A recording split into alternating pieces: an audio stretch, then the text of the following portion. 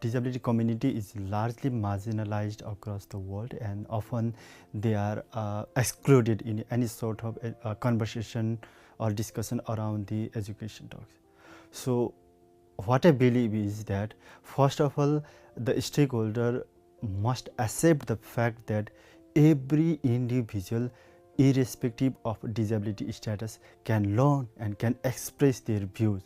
Even the person with disabilities can share their perspective in the education talks.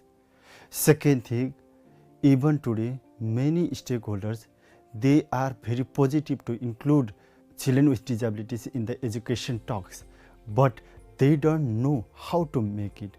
That's why they need to be aware, or they need to be sensitized how they can include students with disabilities in meaningful manner in any conversation. Next thing is that the stakeholders should accept the fact that the cost of exclusion is much more higher than the cost of inclusion, because yeah, definitely it may require some efforts to include persons with disabilities as they have specific needs, but while ensuring those specific needs, it will never be a waste of money. It's an investment, and definitely then that investment comes as the best outcome. And next thing, we need to mobilize the young people with disabilities, or we need to mobilize the organization of persons with disabilities, so that they will be able to amplify, or they will be able to make the voice heard, that all the stakeholders should accept to include persons with disabilities in the education talks. Finally, the most important thing is that the stakeholder should not forget the international frameworks or the commitments that they have made to make the dream reality, that no students will be left out from the education. This, in many rural parts of the countries, especially in developing countries, the technology has not been reached, and in regards to the person with disabilities, they are not yet capacitated on the digital platforms. That's why if you really want to educate them about climate education, we need to do so many things. First of all, we can reach out to them through traditional medias by doing a radio program.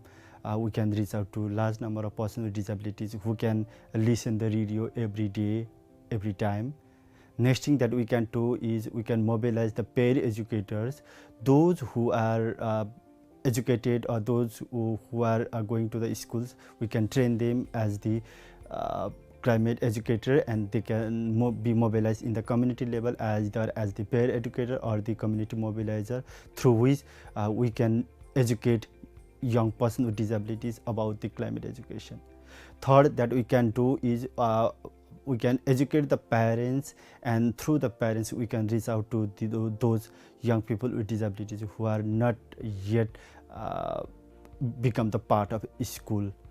And next thing that we can do is we can formulate a group, or we can include those young people with disabilities in the child clubs or youth clubs, through which they can engage and learn about the climate education.